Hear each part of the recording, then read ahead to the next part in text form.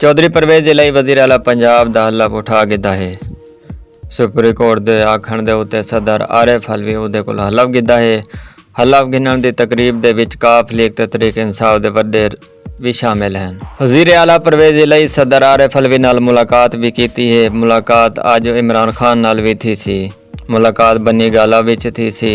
मुलाकात दे विच केकू शामिल किया वञे। मज़ीद इहदे उत्ते भी गलबात थी सी। सदर आरिफ अलवी परवेज़ दे लई को वज़ीर आला मुंतखब थिवण दे उत्ते भी मुबारकबाद दी है। हट वञण वाले वज़ीर दाखिला शेख रशीद सुप्रीम कोर्ट के फैसले को तारीखी करार दे दिता है। उन्होंने आख्या हुण कौमी असैम्बली दे विच भी असां इन्हां को हटेसूं ते इन्हां को फारे करेसूं। हुण मरकज़ दा भी कंट्रोल असां आप संभाल गिनसूं। बाबा रहमान आखे कि 5 मई को बहु वड्डा जुल्म कीता है। जैं जुल्म कीते उको असां कानून दे कटहरे विच गिन के आवेसूं। पंजाब विच हुकूमत बनावण किते सलाह मशवरे शुरू थी गए। स्पीकर पंजाब असैम्बली कौन बटसी, डिप्टी स्पीकर पंजाब असैम्बली कौन बटसी, इहदे उत्ते भी गौर थीवणा शुरू थी गए।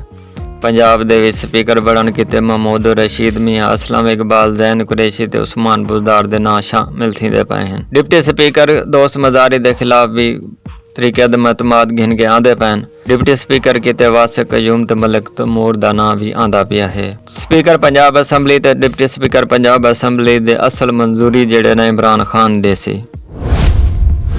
सुप्रीम कोर्ट के फैसले तो बाद तहरीक इंसाफ ते काफ लीग के कारकुनां दा जश्न शहर दे विच गोले वरसाए गए ते कारकुनां झूमर भी पाती है। लाहौर दे लिबर्टी चौक दे विच बहुत वड्डा जश्न मनाया गया है। कराची, इस्लामाबाद और बाकी शहरां विच भी PTI दे वर्कर घरों बाहर निकले हैं। वर्करां ने इमरान खान के हक विच नारे भी लैन ते परवेज़ दे लई दे घर दे बाहर भी जश्न मनाया गया है।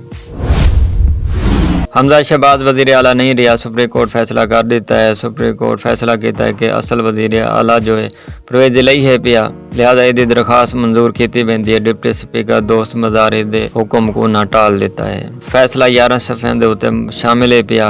डिप्टी स्पीकर की रूल को गलत करार दिता गया है और जी पंजाब असैम्बली के कबीना वज़ीर आला शहबाज शरीफ बनाई गई वो भी ख़त्म की गई है।